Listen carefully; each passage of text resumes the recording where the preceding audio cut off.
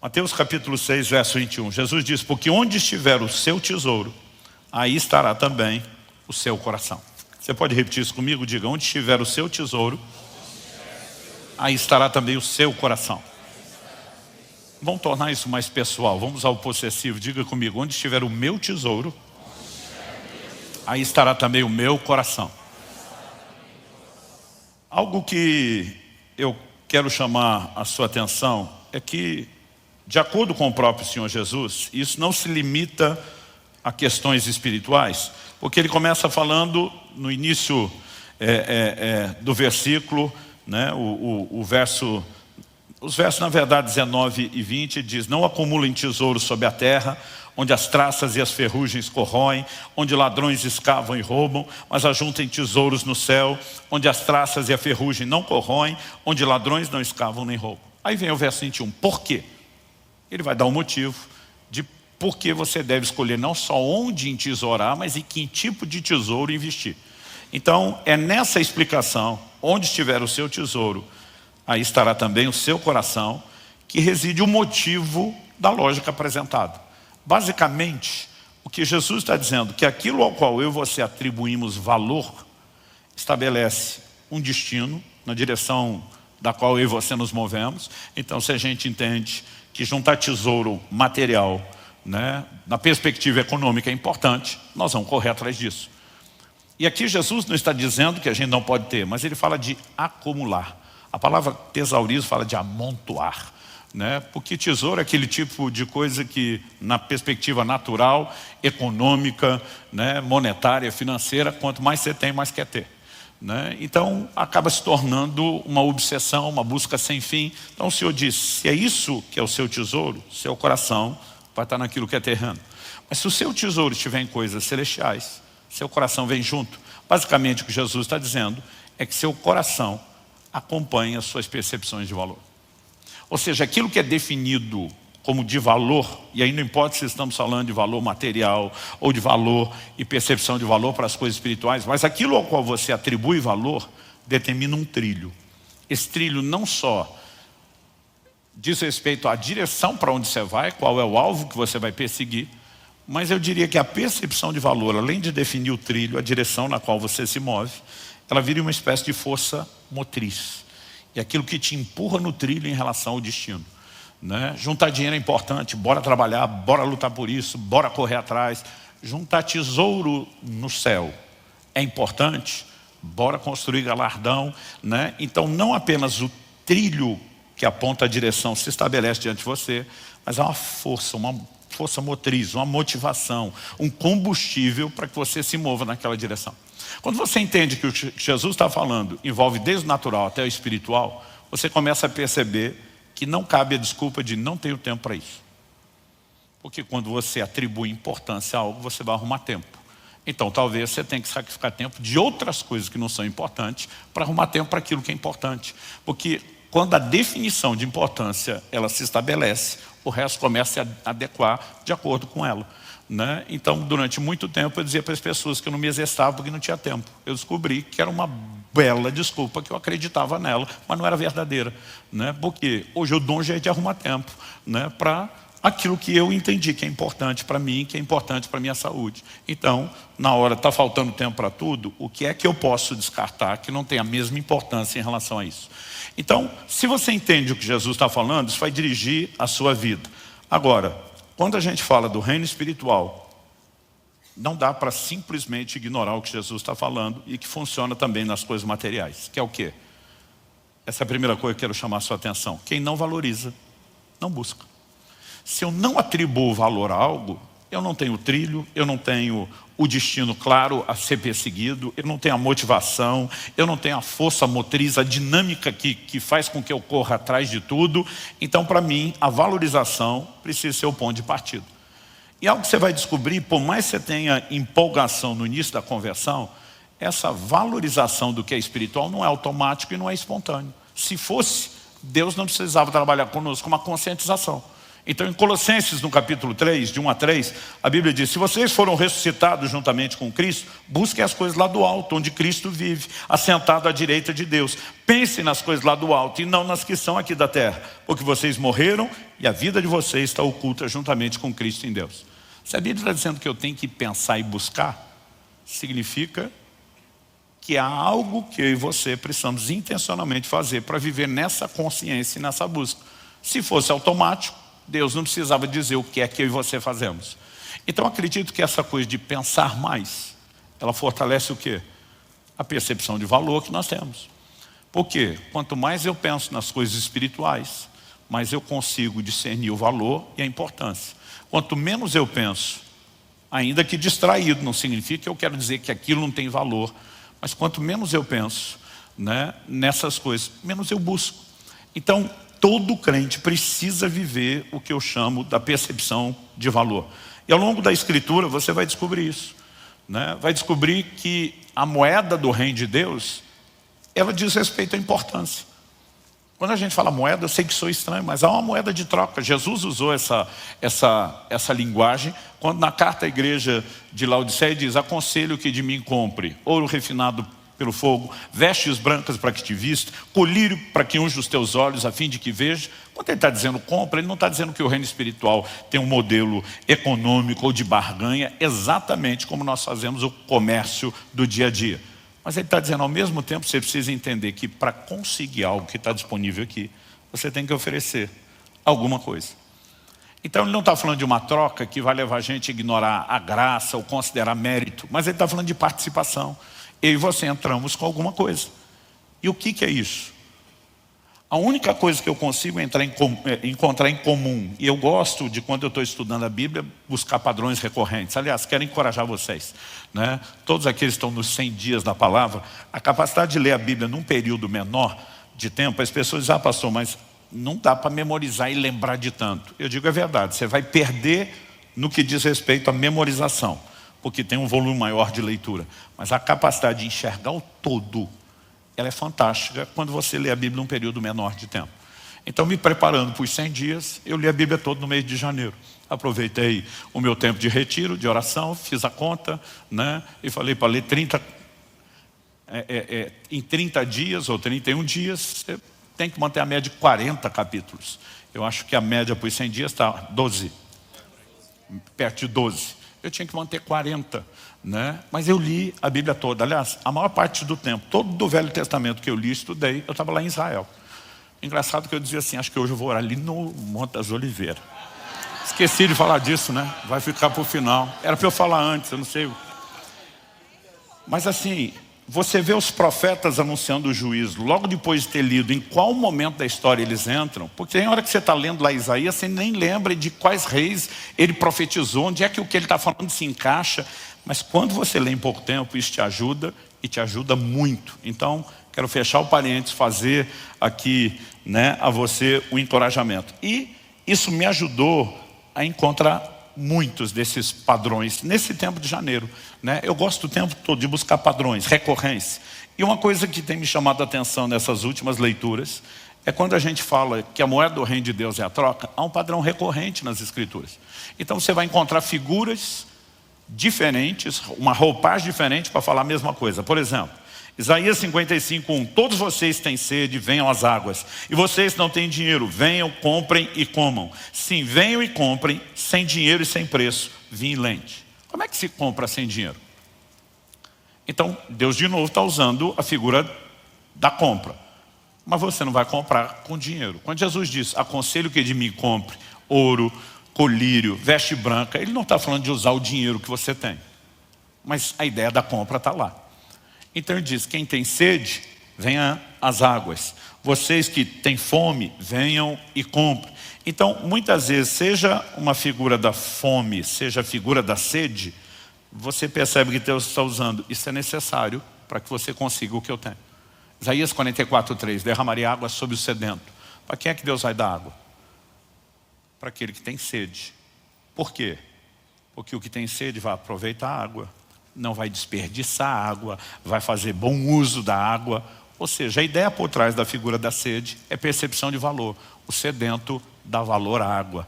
E ele vai aproveitar aquilo que está sendo oferecido. Mas Jesus diz aos discípulos, não deis aos cães o que é santo e não lancem pérolas aos porcos. O que ele está dizendo? Você não entrega o que tem valor para quem não reconhece o valor do que você está oferecendo. E Deus não mandaria a gente fazer nada que ele mesmo não faça primeiro. Então Deus também não entrega nada a quem não tem percepção de valor. Outro dia alguém chegou para mim e falou, pastor, me explica um mistério que eu tenho dificuldade de entender. Eu falei, qual?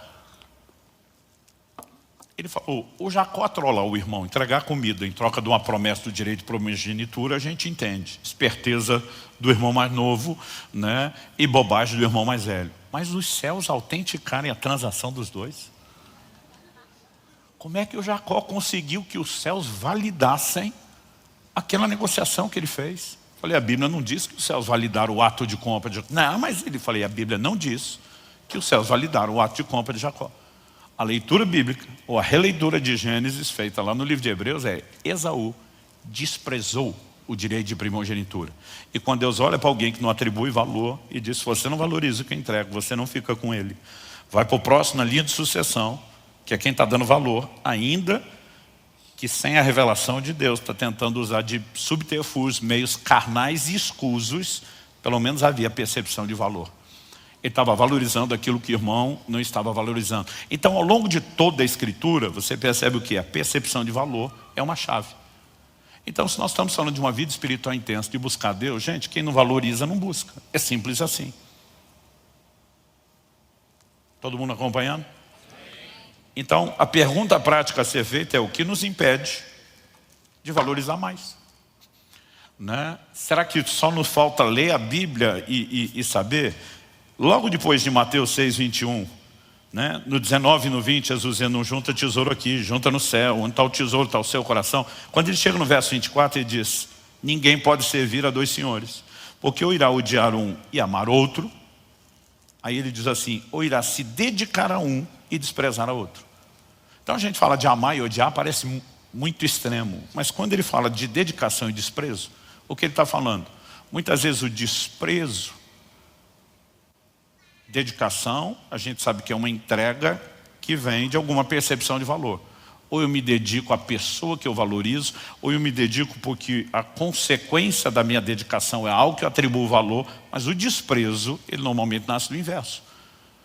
Eu estou desprezando a pessoa porque eu não dou valor a ela, eu estou desprezando uma área específica a qual eu poderia me dedicar porque eu não vejo lucro naquilo. E muitas vezes o que acontece conosco não é que a gente acorda de manhã dizendo, Deus, o Senhor não é importante, eu não te quero. Mas outras coisas começam a concorrer com o lugar deles, chamar nossa atenção, a gente passa a dar percepção de valor a ela, se dedicar, e a gente não percebe que a percepção de valor de Deus começou a diminuir e, consequentemente, a dedicação a Ele. Então, se quem não valoriza não busca, a razão pela qual nós não buscamos é qual? É muitas vezes distrações. E essas distrações, elas não estão relacionadas necessariamente porque um dia eu e você acordamos dizendo para Deus, não queremos o Senhor. De acordo com o ensino bíblico, elas podem brotar até de coisas que o próprio Deus disponibilizou e ofereceu para a gente. E aí você podemos entender que muitas vezes a valorização demasiada de certos prazeres, e não estou nem falando dos prazeres pecaminosos. Outro dia alguém falou para mim, não pastor, pecado não dá prazer. Eu falei, se não desse ninguém pecava. Hebreus 11, 25 fala dos prazeres transitórios. O problema é que ele não dura. Ele se mostra rapidamente que foi um engano, né? Aquele prazer durou quase nada e a desgraça do resultado ela vai durar muito mais. Mas obviamente existe alguma coisa ali, porque senão as pessoas não pecavam. Agora, há prazeres que eles estão não no terreno do ilícito. Eles estão no terreno do lícito. E a gente pode falar de muita coisa aqui. A gente pode falar de entretenimento, a gente pode falar de alimentação, a gente pode falar de uma série de coisas. A gente cada vez mais busca uma vida de conforto. E quanto mais o mundo melhora, mais conforto a gente quer, né? E o conforto, gente, em alguns momentos pode ser danoso. Então hoje a gente não tem necessidade quase nenhuma de movimento físico, isso está trazendo comprometimento à saúde. E se a gente não for lá romper a inércia, o sedentarismo e dizer, então no mínimo eu tenho que fazer alguma coisa que compense o prazer da vida confortável, já que a gente não tem mais tanto esforço no trabalho, né, as coisas começam a se desequilibrar. No reino espiritual não é diferente. Eu e você precisamos entender que algumas coisas são boas, são confortáveis, são prazerosas. Se a gente não souber relacionar com elas, vai dar ruim. E Deus tem uma didática, uma pedagogia chamada abstinência, que daqui a pouco eu quero usá-la como contraponto, é onde a gente volta para o assunto do jejum. Por enquanto nós estamos falando de atenção, né, e de como muitas vezes prazeres podem ser danosos. Em 2 Timóteo 3,4, a Bíblia fala de pessoas que se tornaram mais amigos dos prazeres do que amigos de Deus. Aí você pensa assim, não, está falando do pecador. Não, o pecador é escravo. Tito capítulo 3, verso 3, né, faz a seguinte declaração: pois nós também no passado, né, éramos insensatos, desobedientes, desgarrados, e a Bíblia diz assim, escravos de todo tipo de paixão e prazeres. Então nossa condição antes da conversão é de escravidão. E outra, o camarada que ainda não converteu, ele é inimigo de Deus. Romanos 5 fala da inimizade. A única forma de sair da inimizade é a reconciliação em Cristo Jesus, que nos permite a aproximação e a amizade. Para alguém ser mais amigo dos prazeres do que de Deus, tem que ter convertido primeiro. Tem que ter vivido a intimidade aqui, mas agora começou a viver um retrocesso. Porque de quem você quer ser amigo? Consciente ou inconscientemente, de quem de alguma forma te agrada. Pelo menos mais do que desagrada, já que ninguém é perfeito, né? Você tem que encontrar mais coisas agradáveis do que desagradáveis. Eu sempre comento isso, que no início do meu ministério, eu sofria do que hoje eu chamo de honesticídio. Né? Em nome da honestidade, você às vezes comete o homicídio ou o suicídio, você também se arrebenta. Mas a minha filosofia de vida era: a verdade doa quem doer. E eu ficava ainda mais à vontade quando a pessoa era muito franca. Eu simplesmente dizia, se fala o que quer, ouve o que não quer. E eu lembro que no meu primeiro ano de pastorado, um camarada um dia me procura para reclamar. Eu tento ser seu amigo e você me bloqueia o tempo todo, você não me deixa entrar, você não me dá espaço, você isso, você aquilo. Eu já estava assim, por aqui, com ele, com a reclamação dele. E aí ele fez uma das coisas que eu mais detesto: comparação. Fulano, que não faz nada, é seu amigo. Aí eu não aguentei, falei, para. Em nenhum momento te ocorreu, você não parou para pensar que o fulano é legal? E quando eu falei isso, ele, como é que é? Eu falei, ele é legal. Ele falou, o que o senhor quer dizer com isso? Eu falei, se não está claro, eu explico. Tu é chato pra caramba. Eu falei, você é um mala sem alça. Você é insuportável. Eu não quero ser seu amigo. Eu não sou obrigado a ser seu amigo. Sou obrigado a ser seu pastor, mas não sou obrigado a ser seu amigo. Eu falei, cara, você percebeu que o tempo todo você só reclama de todo mundo? Ninguém é bom o suficiente. Agora é comigo. Mas quantas vezes você já me reclamou de quase todo mundo aqui na igreja? Eu falei, em nenhum momento te ocorreu que de repente o chato e o problema é você? Em vez de todo mundo ser tão ruim. E a hora que eu vi naquele meu honesticídio, meu excesso, o camarada estava implodindo na minha frente. Um dia desses contei a história, alguém falou, pastor, hoje o senhor teria falado a mesma coisa? Eu falei, de um jeito bem diferente. Mas qual era o ponto? Eu continuo acreditando na mesma coisa. Você não quer ser amigo de alguém que é desagradável. Isso não significa que ninguém vai te desagradar em algo. Mas para ser amigo, você tem que dizer, tem que mais agradar do que desagradar, não é possível. Tem que ter alguma coisa em comum. Agora, como alguém que já foi mais amigo de Deus está se tornando amigo de outra coisa? Significa que ele está se deixando agradar mais pelo que a outra coisa, os prazeres estão oferecendo, do que aquilo que ele encontrou em Deus. E nós não podemos achar que isso não é uma armadilha, que não vai acontecer comigo, com você. Então, pastor, se quem não valoriza, não busca. E o que me impede de valorizar a Deus é a valorização de outras coisas em detrimento de Deus. E a gente aplicar a lógica invertida significa que a valorização de Deus em detrimento das outras coisas é uma chave? Sim. Pastor, glória a Deus, que depois de 2000 anos de cristianismo o senhor descobriu a solução. Eu descobri nada, todo mundo sabe disso. Todo ano novo você fala, esse ano eu vou orar mais. Esse ano eu vou ler mais a Bíblia. Esse negócio de botar os 100 dias da palavra no começo do ano é ótimo.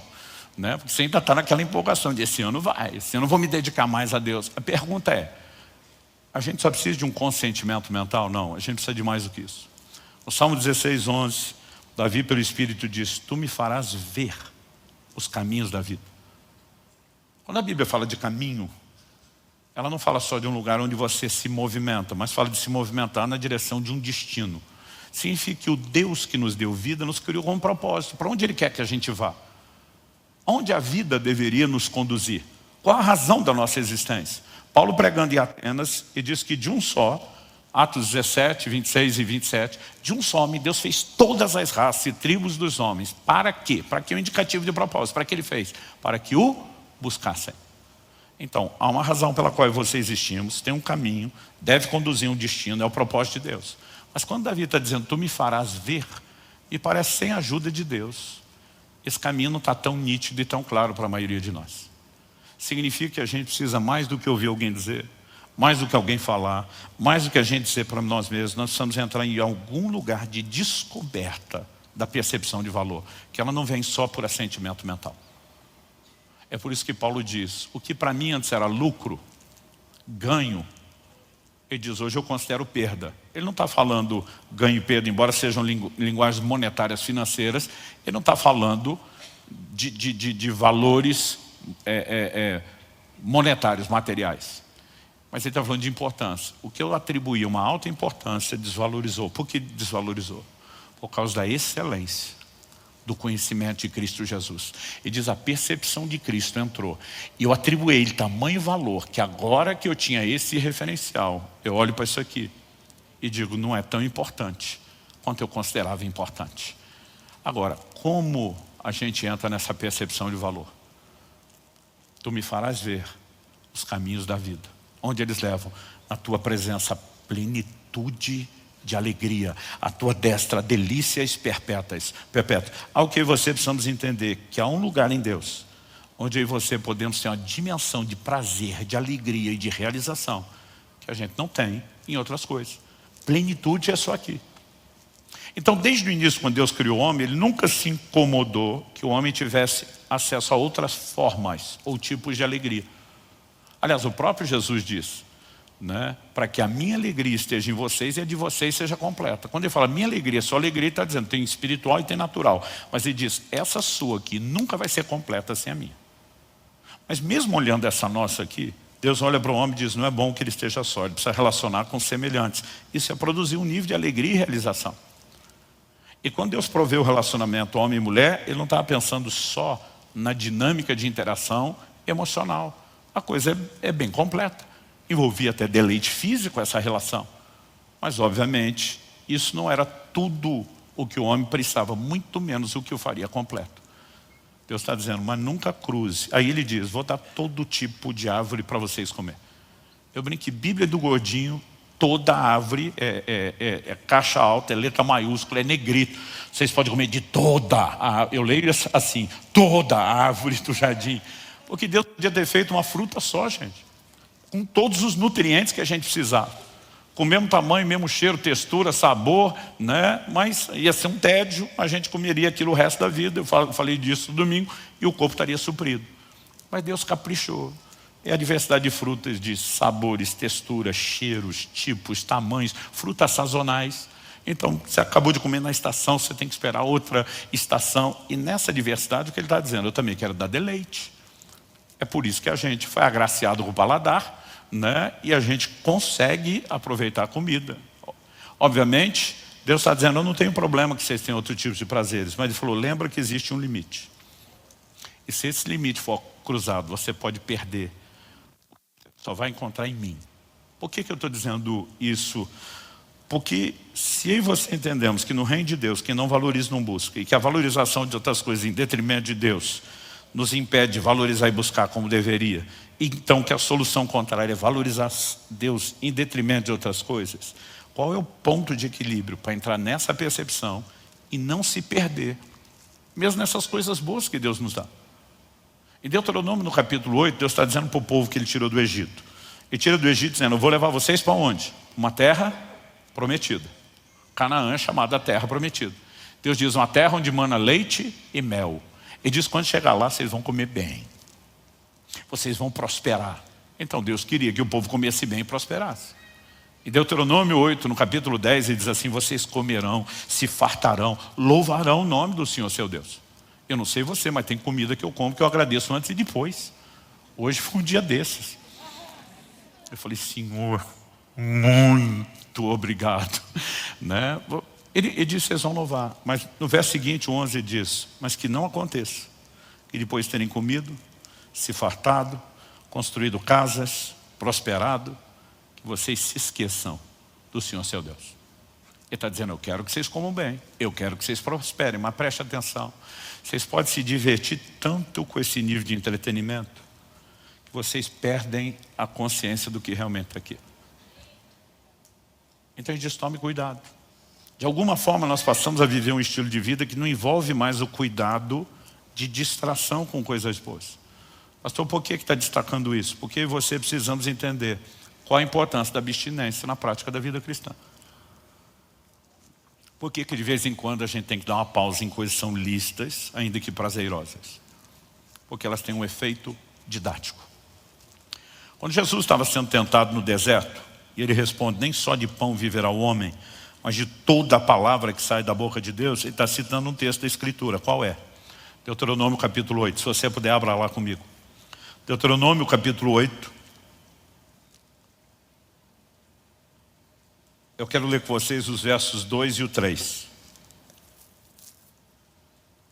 O texto diz assim, lembrem-se de todo o caminho pelo qual o Senhor, seu Deus, os guiou no deserto durante esses 40 anos, para humilhar vocês, para pôr vocês à prova, para saber o que estava no coração de vocês, se guardariam ou não os seus mandamentos. Deixa eu fazer uma pausa. Para saber o que estaria no coração de vocês. A maioria das pessoas, quando tem as primeiras experiências de jejum prolongado, e isso vai aumentando à medida que o jejum é maior do que os anteriores, todo mundo fala, pastor, o senhor ficou em crise. Eu digo sim, porque o jejum expõe o pior de você. De alguma forma, ele vai trazer à tona o que está no seu coração e a sua necessidade de Deus. E Deus vai dizer isso. Olha o verso 3. Ele humilhou vocês. Como? Ele os deixou passar fome. Ele os sustentou com o maná que vocês não conheciam e nem os pais de vocês conheciam. Para que vocês compreendessem que o ser humano não viverá só de pão, mas de tudo o que procede da boca do Senhor. Para que vocês compreendessem, ele vai dizer aqui, tem um efeito didático. Há um nível de compreensão que não se alcança sem que você passe por esse processo. Qual o processo? Humilhação e fome. Quando a Bíblia fala do jejum, ela não usa só o verbo jejuar. Por exemplo, no Antigo Testamento você tinha um dia anual de jejum, o dia da expiação. Em Levítico 16 você vai ver isso. No dia 10 do mês 7º, todo mundo tinha que jejuar. Só que você vai ler Levítico e você não encontra a expressão jejuar. Você vai encontrar afligir as almas, humilhar as vossas almas. Aí outro dia alguém falou, o texto não fala de jejum. Eu falei, fala. Diz que aquele que não se humilhasse e não afligisse sua alma seria morto. Se humilhar fosse só um sentimento, como é que você sabe se a pessoa fez ou não fez? Então no livro de Jeremias, do profeta Jeremias, e depois no livro de Atos, você vê duas referências ao dia da expiação, chamando ele de o dia do jejum. Aí você tem explicação lá na frente do que era afligir a alma, que todo mundo entendia. Aí alguém falou outro dia, pastor, mas quando eu jejuo eu não fico feliz. Ele falou, que grande descoberta sua, quem é que fica? Você está desconectando das suas fontes de alegria. Então assim, o propósito do jejum não é te deixar feliz, é te lembrar que existe outro tipo de felicidade e às vezes você tem que desconectar dessa para simplesmente conseguir compreender alguma outra coisa que ela fica apagada enquanto você tem mantido essa percepção de prazeres e alegrias materiais, terrenas, acesos. Eu lembro que há um ano e pouquinho atrás, um pastor me perguntou, Subirá, o que é que tem te levado? Ele falou, eu não conheço ninguém que jejue como você hoje. Ele falou, não vou dizer que não há, mas no meu universo de relacionamento conheço ninguém. Nem a quantidade de vezes ao longo do ano, nem a frequência, nem a duração. Ele falou, nada. Ele falou, o que tem te levado a se dedicar tanto ao jejum nos últimos anos? Falei, no início da minha carreira, do meu ministério, era só a fome do sobrenatural. Eu queria ver milagre, queria ver mover de Deus, queria ver o fluir do Espírito Santo. E acho que é um excelente efeito colateral da prática do jejum, as manifestações do sobrenatural até hoje. Eu falei, a diferença é que hoje não é mais o que me move. Hoje é um bom efeito colateral, mas não é o meu propósito. Ele falou, hoje qual é o propósito? E a minha resposta dos últimos anos tem sido a capacidade de perceber deleites espirituais. E aí vou dar um exemplo, que pelo exemplo, talvez você vai lembrar de ter me ouvido falar disso em janeiro de 2023. Eu falei para ele, pastor, para te explicar o que é algo espiritual, quando eu falei perceber os deleites espirituais, e aí eu quero que você lembre do Salmo 16, na tua presença, a plenitude de alegria, só desce delícias. Quando ele está falando de delícias, está falando de deleites. Agora, como é que eu e você podemos ter um tempo de oração e a gente sai com a sensação de, graças a Deus terminou? Como é que nós podemos ter um tempo de leitura bíblica? Diz, aleluia, terminei os 12 capítulos de hoje e daqui a pouco vou achar algo que me deixe feliz, porque aquilo... A gente sabe que tem algo lá, mas a pergunta é, a gente consegue usufruir isso? A gente está percebendo isso?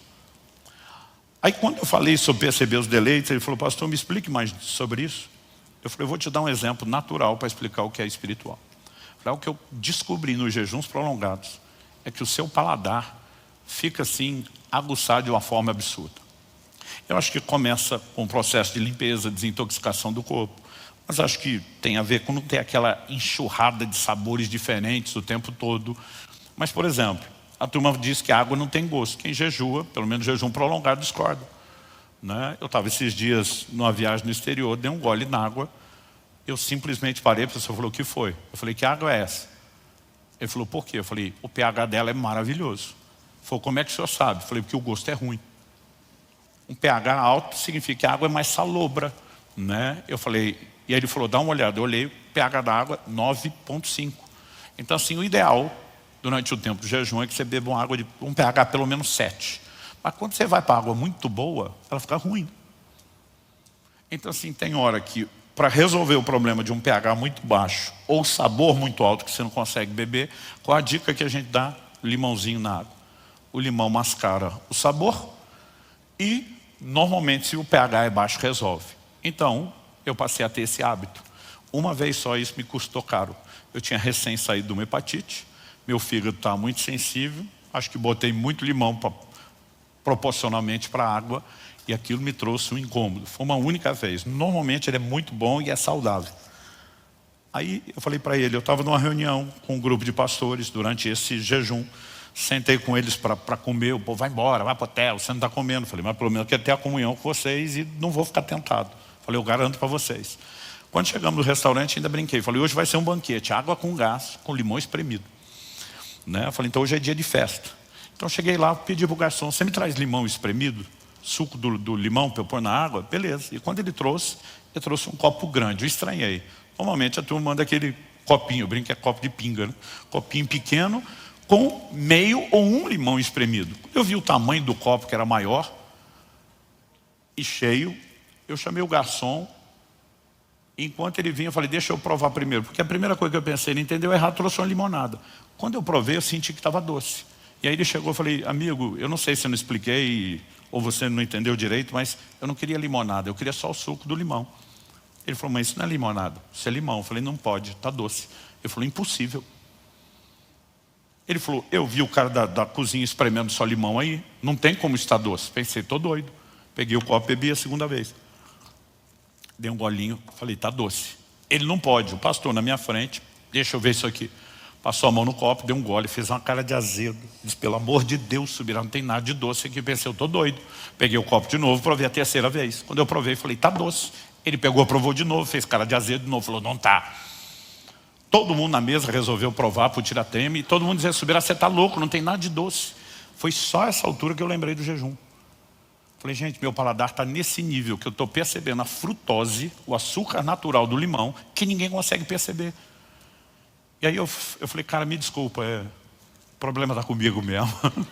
Obrigado que você trouxe e tal, né? Apesar que já não tinha sobrado muito limão depois de tudo aquilo, mas agradeci ele. Aí eu falei, pastor, o que é que eu descobri com essa mudança do paladar? Alguns dias depois eu estou em outro almoço. E um dos pastores terminou de comer, levantou, pegou a sobremesa, uma salada de fruta. E ele vem com uma lata de leite condensado e começa a derramar, desculpa para os que amam isso, começa a derramar aquela desgraça do leite condensado em cima da salada de fruta. E, gente, para quem o limão está doce, você imagina as outras frutas? A minha vontade é voar no pescoço dele e dizer, você não precisa botar o leite condensado, que a fruta é doce. Só que eu mesmo penso, quantas vezes eu não fiz o que ele está fazendo? Hoje o açúcar não é parte da minha alimentação, mas eu mesmo fiz isso, porque eu não conseguia mais perceber o doce da fruta. Você habitua tanto com o açúcar que você perde a capacidade. E a essa altura do campeonato, o pastor está olhando para mim com a cara de, cara, já entendi. Eu falei, basicamente, o que o jejum tem feito por mim é me levar a esse lugar de entender que se você não tira o leite condensado, você não consegue perceber o leite da fruta. E muitas vezes a gente está vivendo aqui, ó, empanturrado de leite condensado, com todo tipo de prazeres. Quando você olha para o jejum não te leva só a pausar o prazer do paladar. Esse desconforto que o jejum traz no início chega a ser assustador para muitos de nós. Outro dia um cara falou, ô pastor, eu jejuei para estar perto de Deus, mas estou mal. Eu falei, é uma ótima descoberta para você querer Deus, é descobrir que sem Ele você está mal. Porque você está tão distraído se enchendo dessas coisas que você nem sente falta dele. Então assim, o jejum te leva a uma crise inicial, mas a um lugar de descobrir uma dimensão de prazer que você perdeu a conexão, que é fora de série. Aí você vai entender que embora a palavra jejum, usada no Novo Testamento, no próprio ensino de Jesus, quando ele diz, quando jejuardes, quando ele diz sobre os seus discípulos, quando o noivo for tirado, eles vão jejuar. A palavra que Jesus usou ali, no original grego, é nestiu, né? A forma como foi registrada a fala de Jesus, não que ele tenha falado em grego. Nestiu é uma palavra composta. Ne é um prefixo de negação, estil significa comida. Então, a palavra jejum, em essência, significa não comer. Mas jejum se limita só à abstinência alimentar? Não. Ele envolve outras abstinências, mas eu gosto sempre de começar falando da alimentar, porque as outras deveriam ser uma extensão, um complemento do jejum de alimento. O problema é que muitos de nós fizemos delas uma substituição. Aí o crente o tempo todo fala, estou de jejum de rede social. Eu digo, deveria. Estou jejuando televisão. Deveria. Mas isso não tem que necessariamente ser um substituto. Eu acredito que deveriam ser complementos. Então, dito isso, Paulo em 1 Coríntios, no capítulo 7, está falando da importância de que marido e mulher, casados, porque toda relação íntima entre homem e mulher que não seja no casamento é classificado na Bíblia como imoralidade. Mas ele diz, o casado, ele começa a dizer do verso 3 ao 5, que um deve pagar o outro o que é devido, que eles não devem se privar. Ele fala de uma frequência do ato sexual que eu classifico, digo, tem que ter avivamento nessa área também. Mas aí Paulo dá uma razão, uma única razão, para que marido e mulher, se estiverem de comum acordo, deem uma pausa nesse avivamento natural. Qual? Ele diz, a fim de se dedicarem à oração. O que Paulo está querendo dizer? Que no dia a dia, quando estou vivendo a festa normal, natural do casamento, não pode orar, não é isso que ele está falando. Mas quando ele diz dedicar, ele diz, você quer entrar num lugar profundo? Quer ir para as águas profundas mesmo? Que no dia a dia, talvez você não nadou delas, dá uma pausa no resto. O que é que ele está dizendo? Se quer voltar a perceber o açúcar do limão, a frutose do limão, dá uma pausa no leite condensado. Eu acho que aqui é uma boa alegoria.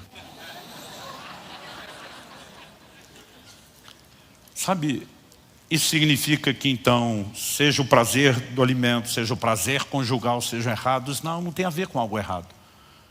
Mas quando Deus está dizendo por meio de Moisés, lá em Deuteronômio 8, Ele permitiu humilhação e fome, uma pausa nisso, para que vocês entendessem que nem só de pão o homem vive. Ele está dizendo, tem um efeito didático por trás da abstinência.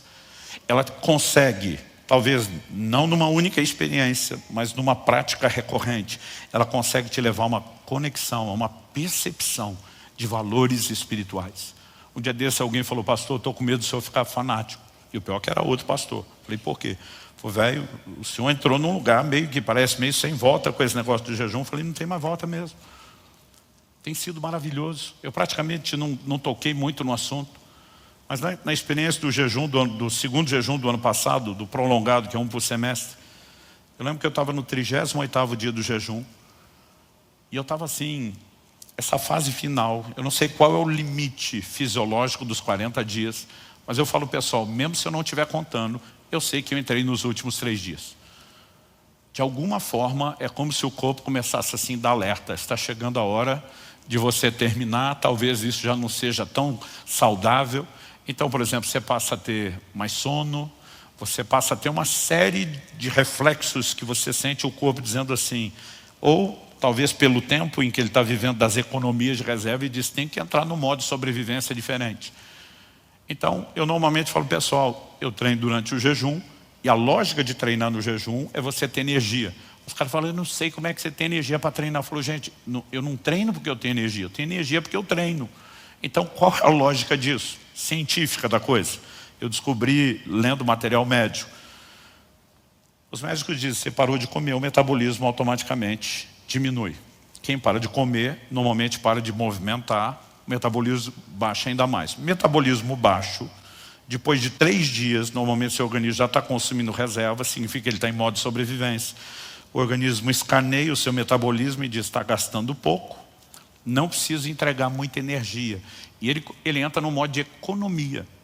Então, o jejum prolongado não é que você não tem energia. O corpo diz, a maioria já teve experiência com o celular. Eu estou aqui com a bateria do meu celular, depois do dia todo usando, já bem comprometida, mas ela ainda não está no limite.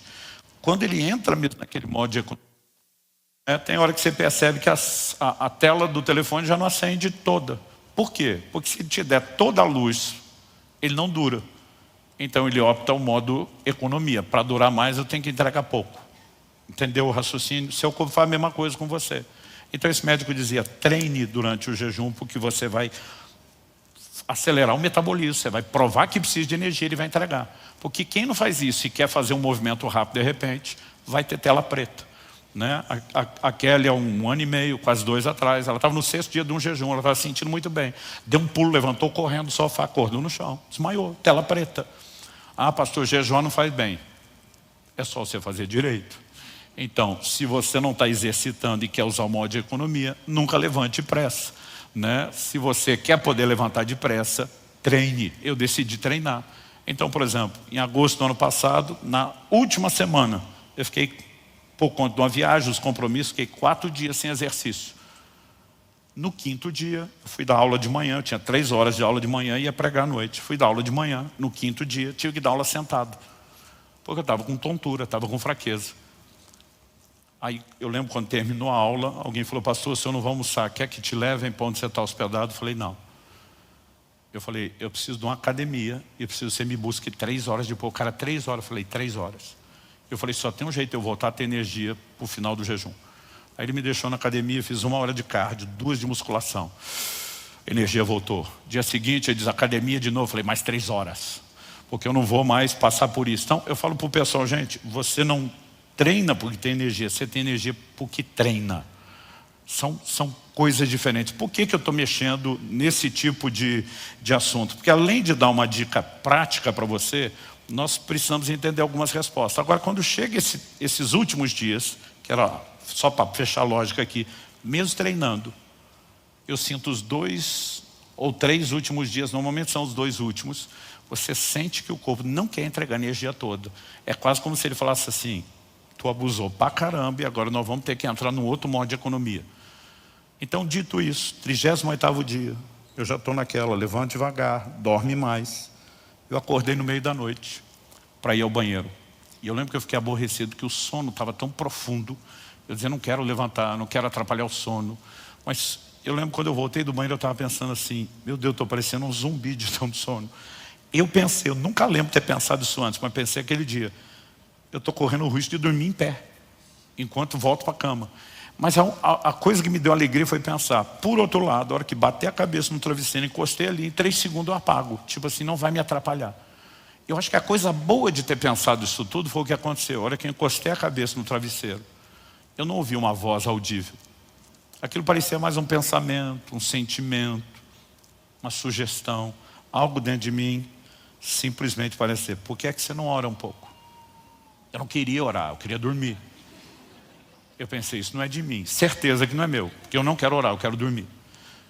Eu falei, então vamos para o plano espiritual, não é o Satanás, porque ele não quer que eu ore. Então, não é porque o chamado era atraente, por eliminatório eu falei, só pode ser Deus. Minha carne está sofrendo com o processo e Deus está me fazendo um convite. Eu falei, só tem um jeito de saber se é Ele. Eu comecei a orar. Então, sem muita vontade, deitado mesmo, Senhor, eu quero te agradecer. Mais um jejum que está terminando. Eu já estava assim agradecendo, estava terminando, já estava nessa fase. E de repente eu parei e lembrei, a Kelly, Israel e Alice, meus 2 filhos, além de vários dos pastores, dos líderes, muitos deles me acompanharam, nem todos os 40, mas a maioria deles, a maior parte daquele jejum. Eu estou pensando nisso tudo, mas em especial assim, dizer, cara, nós jejuamos a família inteira junto. Já é raro você saber de alguém que encarou os 40 dias. Eu falei, minha mulher e meus filhos fizeram comigo. E eu comecei a agradecer a Deus. Eu falei, Senhor, não quero te agradecer só meu jejum. Eu falei, minha mulher e meus filhos vieram junto. E eu nem chamei. Quando eu falei, eu nem chamei, o Espírito Santo falou comigo. Ele disse, quem chamou fui eu. E a hora que ele falou isso, eu não consigo te explicar o que aconteceu.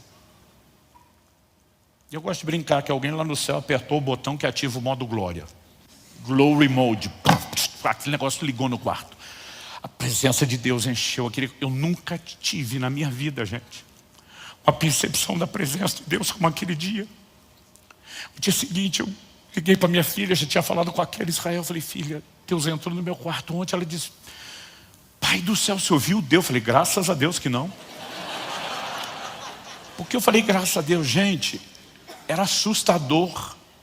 Não dá para explicar, porque não era um assustador ruim, mas era assombroso. Porque a percepção de grandeza de quem Ele é. Eu estou no escuro, eu cerrei os meus olhos com toda a força. Eu escorreguei da cama, rolei para o lado, para o chão, me ajoelhei. Eu botei a cara no chão, porque aquilo dava um santo temor.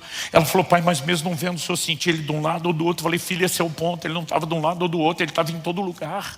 Ele está na frente, Ele está atrás, Ele está em cima, Ele está embaixo. Ele está do lado de fora, Ele está do lado de dentro. Eu falei, a presença dEle atravessava meu corpo. A impressão é que a cama, a parede, que tudo está impregnado.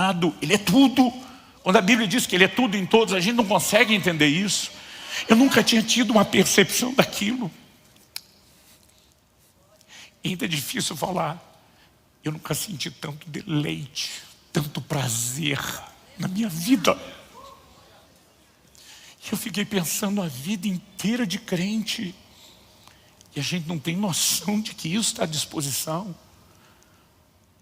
Mas Deus está dizendo o seguinte, se você quer compreender que não é nem só de pão, você precisa passar por esses processos de desintoxicação. E eu comecei a descobrir que o jejum não é detox só para o corpo. Gente, é impressionante como ele limpa o corpo.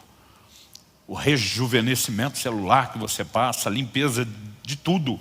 Não é só de intoxicação alimentar, de metal pesado que seu corpo espelha, é um negócio impressionante. Mas eu descobri que o jejum traz um detox na sua alma, nas suas emoções, nas suas percepções espirituais. Você vai ficar impressionado como, por exemplo, você pode estar com um hormônio mais baixo numa área, mas seus receptores estão limpos, então seu corpo funciona melhor. Parece que espiritualmente os receptores estão todos limpos. E você começa a ter essa percepção de deleite que normalmente você não tem no dia a dia. Qual é o propósito primário do jejum? É buscar a Deus. Daniel capítulo 9, verso 3, ele diz, voltei o rosto ao Senhor Deus para o buscar, com oração, com súplicas, com jejum. Joel capítulo 2, verso 12, voltem-se a mim de todo o coração, diz o Senhor. E isso com jejuns. Por que eu estou dizendo isso? Porque durante anos, honestamente, até dezembro de 2021, quando as pessoas me diziam, pastor, qual é o propósito do jejum? Eu dizia, não tem um, tem vários. Porque eu estudei a Bíblia algumas vezes, de Gênesis a Apocalipse, pegando todas as vezes que o jejum aparece e para que ele foi usado. E tinha um monte de propósitos.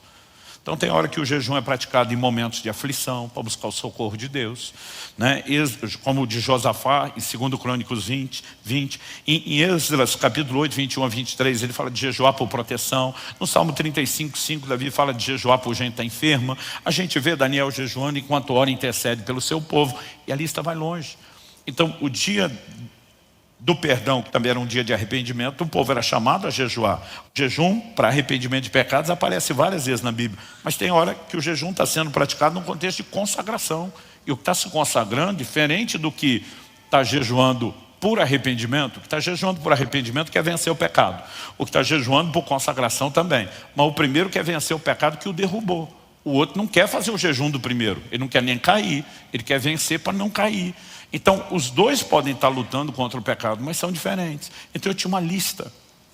Mas em janeiro de 22, Deus falou comigo, você precisa entender o propósito do jejum. Eu falei, não, são vários. Ele diz, não. Há um propósito primário e vários secundários. Até hoje, só chegou os secundários. Todos os secundários vão convergir num só. o primário. Qual é o primário? Buscar a Deus. O que está jejuando para arrependimento está buscando a Deus com um propósito, mas está buscando a Deus.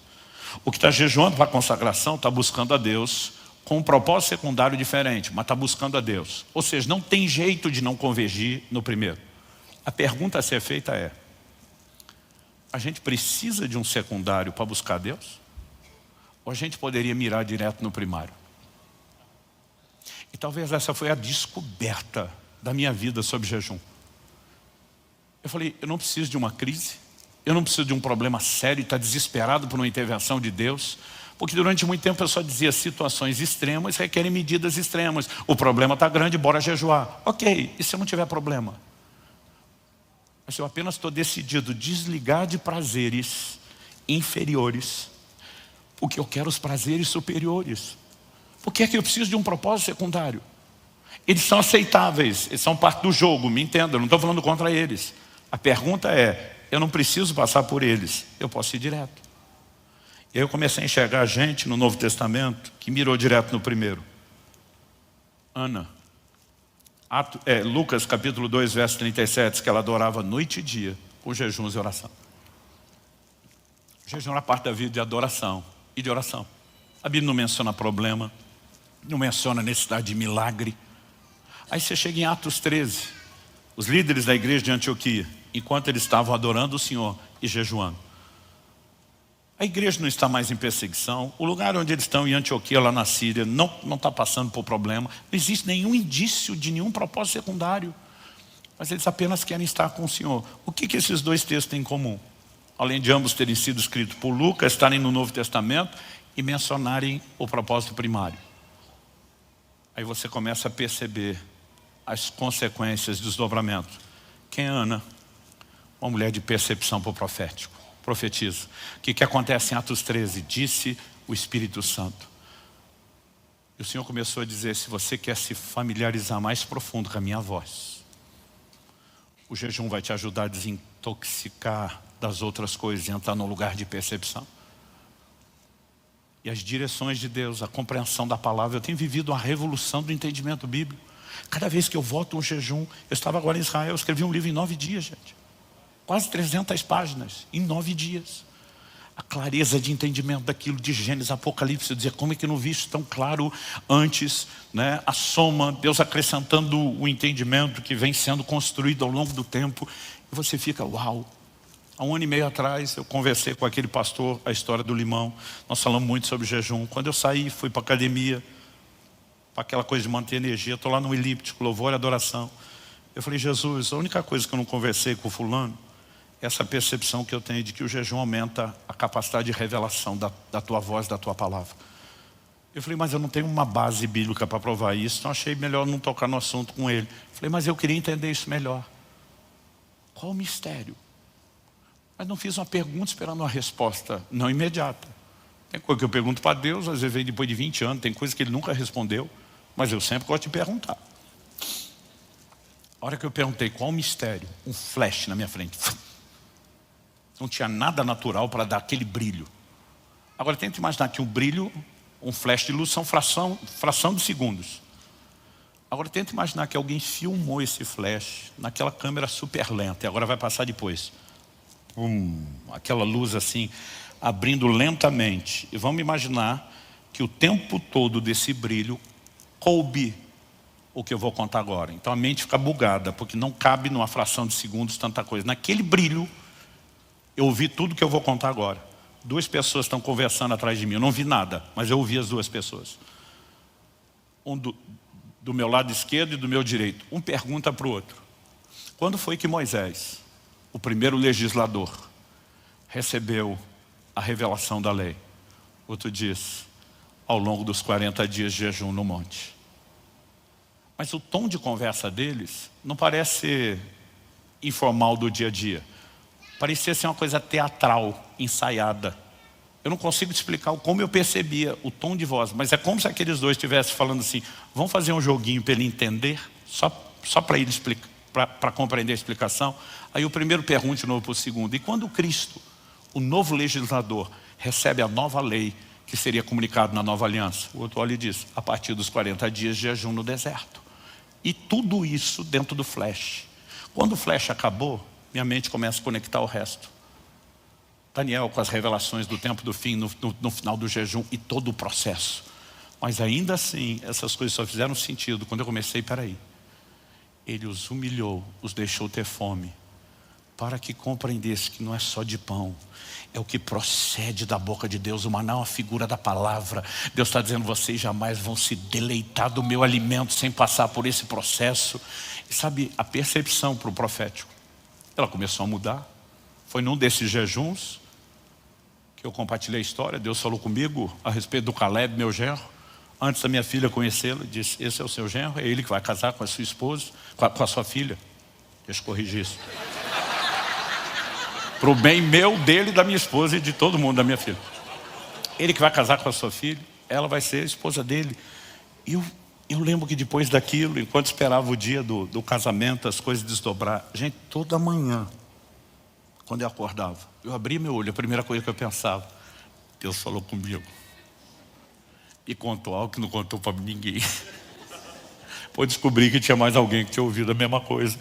Mas não mudou a minha alegria de saber os detalhes do processo de uma forma, aquele senso de intimidade, de conexão com Ele. Não dá para explicar o prazer e a realização por trás disso.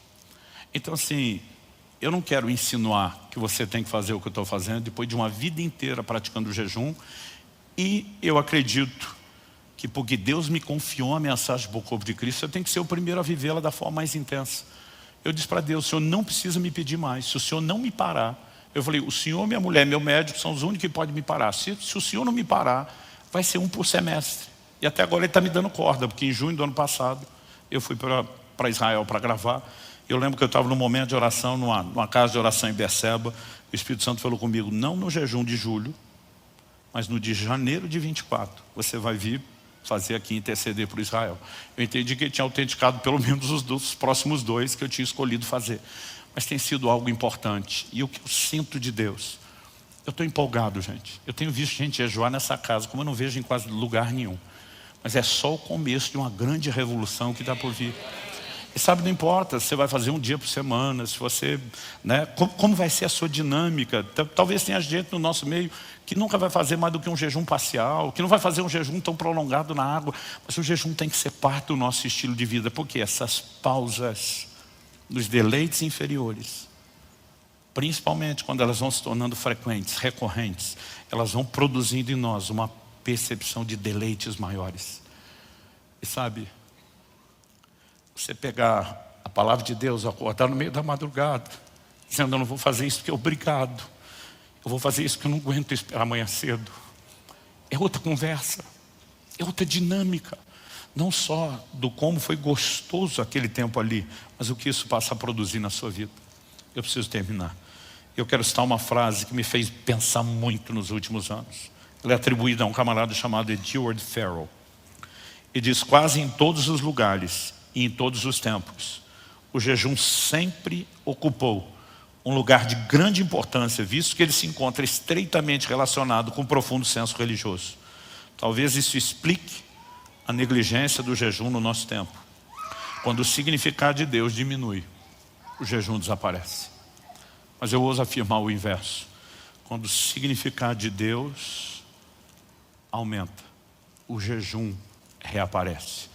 Ou ainda diria o inverso, quando o jejum reaparece, o significado de Deus na nossa vida, ele também começa a aumentar, porque é uma relação de causa e efeito que ela parece ser mútua, vai e vem, né? E essas coisas estão relacionadas. Então, eu quero provocar você. O jejum é uma escolha, menos que Deus te peça algo, você escolhe quando faz, quanto tempo faz, qual a periodicidade, qual o tipo do jejum, qual a duração. Não há regras. Há momentos que nós podemos ter uma convocação profética, uma grande mobilização, e aí, quando vamos fazer a coisa de forma coletiva, talvez haja um pouco mais de organização. Mas pense em algo que pode ser flexível. O importante é que você possamos fazer cada vez mais. Eu estou realmente orando muito. O pastor Marcelo Neves me pediu, falou, cara, mesmo que não seja o começo do ano, que é uma dinâmica diferente, mas quem sabe, ele falou isso ano passado, por de julho do ano que vem, A gente não faz uma preparação e uma mobilização da igreja como nós nunca fizemos antes. A gente não faz uma campanha, né, de jejuns maiores. Então nós estamos buscando de Deus o que é que nós podemos fazer em conjunto de forma a auxiliar o corpo. Mas eu não quero que você sinta pressionado. Às vezes uma época boa para mim não é época boa para você. Há N fatores. Eu sei que cada vez que vai chegando o próximo vai me dando uma agonia, uma ansiedade, um desespero de entrar. Eu falei para minha esposa, eu não vou aguentar esperar janeiro, vou começar em dezembro. Ela falou, seu aniversário, Natal, nem pensar. Eu faço aniversário 20 de dezembro. Né? Ela falou, a gente tem que comemorar isso em família. Eu falei, eu não ligo para o aniversário. Ela falou, nós ligamos para o seu aniversário. Eu falei, tá bom, eu espero. Né? Ela diz, vamos ter o tempo de família. Né? E aí eu lembro que eu falei, pessoal, depois da ceia do dia 24, não conte comigo comer no dia 25. Nós tivemos uma situação que surgiu e meu pastor falou, eu quero você comer no dia 25 e 26. 27 você começa. E eu, naquela agonia, porque assim, deixou de ser um incômodo. E o que eu começo a descobrir, que está me aguardando lá, vai ficando tão atraente, que vai dando um desespero. Eu passo a maior parte do ano, né, em jejum. Acho que não dá para dizer que não tenha dia de jejum. Pelo menos um intermitente vai rolar. Mas assim, quanto mais frequente, quanto mais recorrente, né, maior tem sido o impacto. E depois de estar servindo a Deus, né, há muito tempo. Eu estou buscando a Deus de forma intensa, pelo menos desde os meus 15 anos. Estou com 51.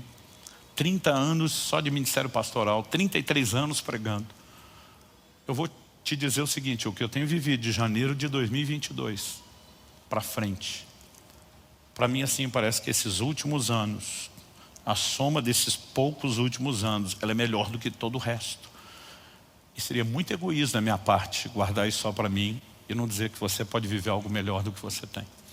Então, hashtag fica a dica, sem peso, nem pressão, nem obrigação. Bora jejuar mais? Você aceita o desafio? Outro dia alguém falou, pastor, fala de um benefício a mais do jejum. Falei, a gente vai fazer uma lista, gente. Saúde. Gente, eu gasto tão menos em comida, tão menos dinheiro ultimamente. Vocês têm noção. Pensa num cara que já gastou dinheiro em comida na vida.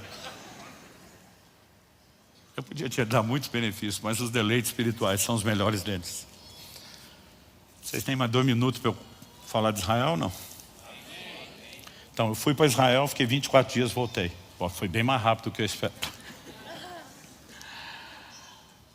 Quando Deus falou comigo, nós não tínhamos um cenário de guerra. Então, na minha cabeça, eu questionei pouco. Eu falei para Deus assim, Daniel intercedeu por Israel na Babilônia. Por que é que eu preciso ir orar por Israel em Israel? Eu posso fazer isso no Brasil. Mas ele não abriu a discussão, não respondeu. Eu falei, o senhor não deve satisfação. Algo que eu tenho aprendido, você tem um comando do Espírito Santo, obedeça, entendendo ou não entendendo. Eu lembro que eu levantei daquele momento de oração, virei para minha esposa, falei, faz tempo que você me fez uma proposta, nós passamos pelo menos um mês em Israel. A gente ficou 22 dias gravando em janeiro de 2018. Eu falei, eu queria voltar uma hora aqui com você. A gente ia onde quer, a hora que quer, conhece lugar bíblico, visita, ao mesmo tempo descansa, passeia, soma isso tudo, né, com o conhecimento, os acessos, os contatos que você tem, seria incrível. Aí eu falei para ela, falei, 5 anos atrás você pediu isso. Topa fazer em janeiro de 24? Ela falou, topo. Falei, na verdade Deus me pediu para vir jejuar. Mas você vem junto, a gente vai ter todo esse negócio. Você não precisa jejuar comigo como fez da última vez. É disso, estamos dentro. O pessoal estava com a equipe que filma comigo nas terras bíblicas. Falei, não tenho certeza se eu vou usar vocês. O propósito do jejum pode ser outro. Mas se for, talvez tenha que aproveitar o mesmo tempo para não perder idas e vindas. Eu falei, depois a gente decide isso. E naquele momento para mim estava clara a decisão. Depois de uns dias algo começou a me incomodar. Eu falei, amor, não é para ficar gravando. Eu acho que não é para ir todo mundo. Mas em 28 anos de casado, nós nunca ficamos um mês longe um do outro. Foi a primeira vez que eu fiquei um mês distante daquela em 28 anos de casado. Então eu falei, no mínimo você tem que ir comigo. Eu acho que por mais que a gente simplifique, é isso. Quando estourou a guerra, minha esposa pergunta, e aí, você ainda vai? Eu falei, vou. Eu e você não sabíamos da guerra, mas o Deus que mandou eu separar janeiro, Ele sabia que a guerra ia acontecer. E se Ele mandou ir, a responsabilidade é dele, né? Ela disse, não tem medo? Eu falei, nem um pouco. E se Ele dissesse que eu morro na situação, eu ia do mesmo jeito. Porque de alguma forma, Ele tem toda a razão. E não adianta discutir com Ele. Mas eu falei, pelas promessas que eu tenho, sobre minha vida, sobre nossa casa, sobre a igreja, sobre o ministério, sobre tudo, certeza que eu volto, né? Abraão, quando vai sacrificar o filho, o livro de Hebreus diz que ele cria que Deus podia ressuscitar o menino depois de morto, porque não faz sentido eu prometer e não cumprir. Então, se o que é que Ele vai fazer, problema dele, mas que eu posso ter a convicção baseada no que Ele já falou, eu posso. E a minha principal experiência foi entender que eu não estava em Israel apenas para orar por Israel. A gente poderia fazer isso de qualquer lugar. Eu entendi que as orações por Israel também não diziam respeito só à crise. Gente, a coisa só vai piorar daqui para o fim. Mesmo que haja uma solução temporária para esse problema, e a raiz desse conflito não tem solução. Então, se você não estudou história, todo o terreno geográfico que já foi conquistado na perspectiva do Islã, que se tornou um califado, um lugar de domínio deles, jamais pode sair do domínio deles. E Jerusalém, que já esteve por séculos com toda Israel, ninguém aceita perder aquilo. Então só tem um jeito de evitar conflito. Ou Israel é eliminado, deixa de existir, que é a filosofia do Hamas, que é um grupo extremista, assim como alguns outros, a Jihad Islâmica. Ou Israel se torna muçulmano, o que nunca vai acontecer pelo tipo de fé que eles também têm. Então não existe perspectiva de que esse conflito não exista. Não há divisão de terra. Quando você tira o deserto do sul de Israel e pega da metade para cima produtiva, só a Cisjordânia já é metade do país que foi levado para o lado de lá, né? Não estamos falando da faixa de... Não há divisão de terra, esse conflito não vai acabar. Mas quando você olha as profecias, você percebe que Israel estará cada vez mais sozinho. Então assim, quando um navio americano encosta 6 dias depois no Mar Vermelho, isso diminui a empolgação dos vizinhos de entrar na guerra. Mas chegará um momento onde Israel estará isolado e desconectado de tudo e de todos. Todos os eventos finais terminam naquele cenário. A Bíblia diz que quando Jesus foi assunto aos céus, Ele foi exatamente do Monte das Oliveiras. O anjo que aparece para os apóstolos diz, do mesmo modo como vocês o viram ir, Ele vai voltar. Do mesmo modo. A Bíblia diz que Ele sobe e de repente eles deixam de enxergá-lo porque Ele foi oculto pelas nuvens. Quando a Bíblia fala sobre a sua volta, diz que Ele aparecerá onde? Nas nuvens. O ponto de desaparecimento será o inverso, o ponto de aparecimento. Só isso? Não. Zacarias 14, quando fala do dia do Senhor e da vinda do Messias, diz, naquele dia, os seus pés serão colocados onde? No Monte das Oliveiras. O lugar de onde Ele saiu é o lugar de onde Ele volta. As nuvens que o ocultaram é o lugar. Então imagina, falando na linguagem antigamente, o filme sendo rebobinado, passando ao contrário. Subiu, volta. Todo o desfecho do tempo do fim acontece naquele lugar. E nós precisamos entender que todas as profecias já foram ditas, não predeterminando o acontecimento das coisas, mas liberadas da parte de um Deus presciente que conhece tudo o que vai acontecer. Pastor, quando a gente vai orar lá em Israel é mais espiritual? Não. Por que o senhor faz caravana para lá? Não é o propósito espiritual. Eu lembro de uma vez que nós estávamos no ônibus e todo mundo, agora é a entrada triunfal em Jerusalém. Eu falei, para com essa bobagem. Eu falei, o livro de Apocalipse diz, a cidade que espiritualmente se chama Sodoma e Egito, onde crucificaram o Nosso Senhor. Eu falei, isso aí chama de cidade santa? A Bíblia chama. Eu falei, quando a Bíblia chama, está falando dos adventos futuros de um lugar onde o Senhor estabelecerá um reino físico. E a Bíblia diz, de Sião sairá a lei e todas as nações serão governadas por Ele. Então, não confunda o cumprimento futuro de promessa com o que você tem hoje. Eu fico doido com um crente que é por pedido de oração escrito no Muro das Lamentações. Eu digo que tu tem acesso direto ao Santo dos Santos pelo nome de Jesus e acha que escrever um pedido e botar num muro de pedra é que vai fazer a diferença. Aí os crentes ficam dizendo, eu quero ser batizado de novo no Rio Jordão. Eu falei, você acha que santo é a água do rio ou é o nome de Jesus? Então assim, não vamos mistificar nada do que tem lá. É maravilhoso. Não quero que você pense outra coisa. Já tive lá 7 vezes. É maravilhoso que perspectiva, o emocional, o entendimento das distâncias, imaginar aquele cenário, aquela geografia, muitos dos lugares que ainda são conservados parecidos, você diz, cara, aqui tudo aconteceu. mas não é mais espiritual. Mas o que eu e você precisamos entender? Deus faz uma promessa para Abraão. E diz, a sua descendência será como a areia do mar. Está falando de numerosa. Mas ele também diz, sua descendência será como as estrelas do céu. Demora para a gente perceber que Deus está falando de duas linhagens. Deus está dizendo, vou te dar uma linhagem terrena, mas também te darei uma linhagem celestial. Então João Batista diz, das pedras Deus pode fazer nascer filhos a Abraão. Sabe o que ele está dizendo? Vocês não têm noção. Então Deus vai tirar o cumprimento da promessa que ele fez à linhagem de Abraão. E Paulo escreve principalmente aos Gálatas, mas também aos Romanos, falando dos filhos da fé.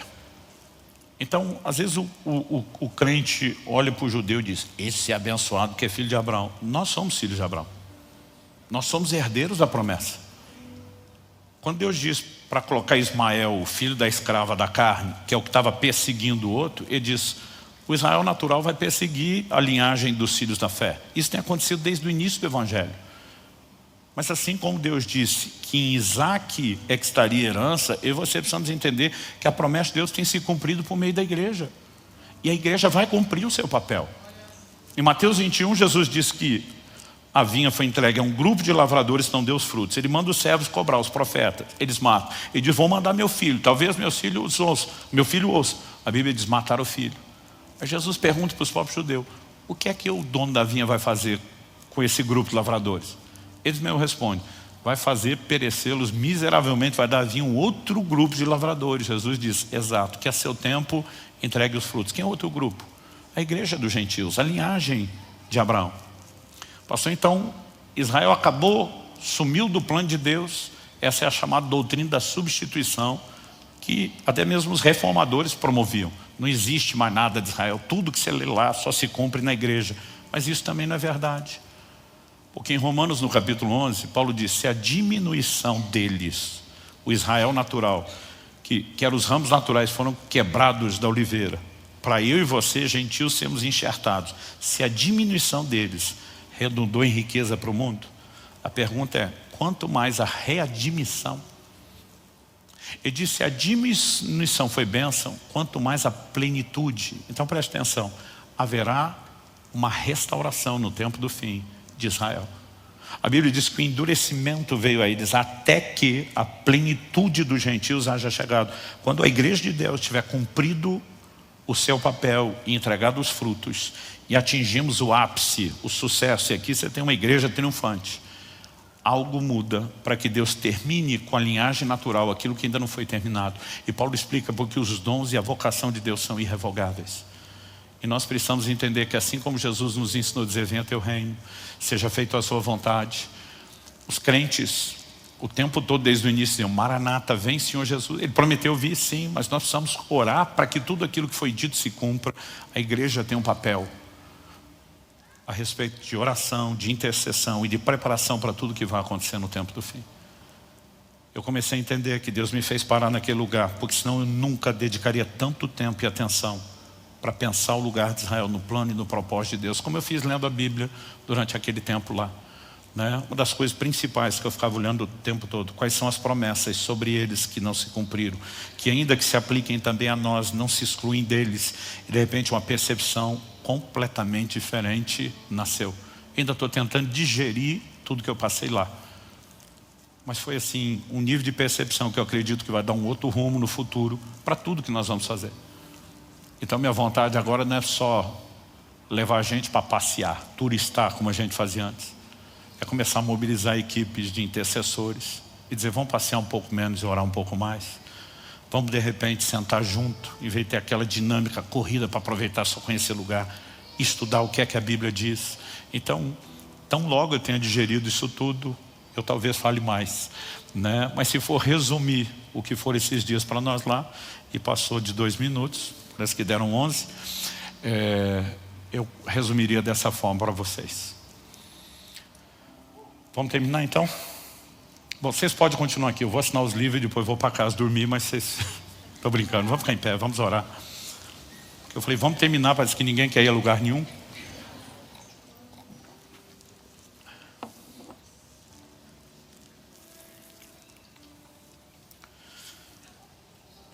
E ouça com atenção, porque eu creio que eu falo isso pelo Espírito de Deus. Virão dias de um convite diferenciado para o lugar da intimidade. E muita gente distraída não vai ouvir ou perceber o convite. É por isso que volta e meia você vai ver o Senhor falando isso nas Escrituras. Quem tem ouvidos para ouvir, ouça. Basicamente ele está dizendo, não apenas escute, mas ouça no sentido de dar valor ao que você vai ouvir.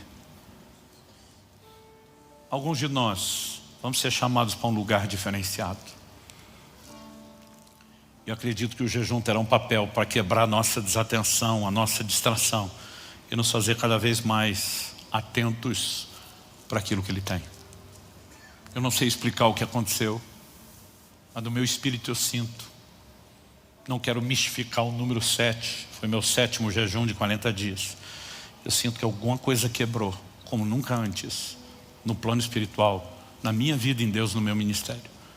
Parece que essa recorrência que Deus está nos chamando, ela vai produzindo um efeito progressivo, que vai se acumulando. Eu não consigo te explicar, mas tem um lugar diferente para cada um de nós. Eu estou determinado a entrar, ficar nesse lugar. Outro dia alguém falou para mim, pastor, o senhor é um pouco, esse cara que sonha com o futuro. Tem um nome para isso. Como? Visionário demais. Eu falei, olha, eu defino o visionário mais ou menos assim, com a frase que eu ouvi de um outro. Visitei o futuro, gostei do que vi e resolvi morar ali.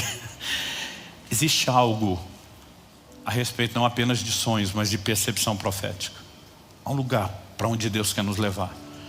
E eu sinto que isso não deveria ser apenas para poucos. O chamado é para todos, nem todo mundo vai aproveitar. Mas eu creio que de alguma forma você que está aqui hoje já está debaixo de uma conspiração divina e de um plano para prestar atenção em algo. Então eu só queria que a gente, nesse momento final de oração, não fizesse disso só aquela formalidade. Vamos terminar porque tem que terminar orando. Mas que por mais breve que seja essa oração, que você possa dizer, Senhor, eu quero ouvir, corresponder, eu quero entrar nesse lugar. Amém? Pai, muito obrigado por esse tempo de conversa, de compartilhar, de reflexão, de instrução. E eu oro a Deus, mais do que isso, de um desafio, de uma provocação sobrenatural sobre a vida de cada um de nós. Que venham dias de avanço. Não apenas em relação a Deus, essas experiências novas e maiores, mas de avanço para o lugar da intimidade, para o lugar da comunhão, para o lugar da percepção dos deleites eternos, superiores, como nunca antes.